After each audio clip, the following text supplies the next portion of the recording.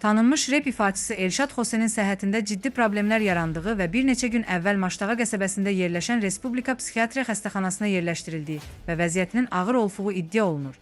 İddialarla bağlı Səhiyyə Nazirliyinin rəsmisi Elvin Hacıyev bizim mediaya Elşad Xosenin psixiatriya xəstəxanasına yerləşdirilməsi barədə məlumatı nə təsdiqləyib, nə də təkzib edib. O bildirib ki, qanunvericiliyə əsasən şəxsin psixi sağlamlığı, o cümlədən psixiatriya və narkoloji xidmətlərdən istifadə etməsi ilə bağlı məlumatlar tibbi sirr hesab olunur və məxfiliyi dövlət tərəfindən qorunur. Bu səbəbdən hər hansı şəxsin psixiatriya və ya narkoloji tibb müəssisəsində qeydiyyatda olub-olmaması barədə məlumat üçüncü şəxslərə və ya kütləvi informasiya vasitələrinə təqdim edilə bilməz. Belə məlumatlar yalnız qanunvericilikdə nəzərdə tutulan hallarda, şəxsin öz razılığı ilə və ya məhkəmə, istintaq və digər səlahiyyətli dövlət orqanlarının qanuni tələbi əsasında açıqlana bilər deyə qurum rəsmisi qeyd edib.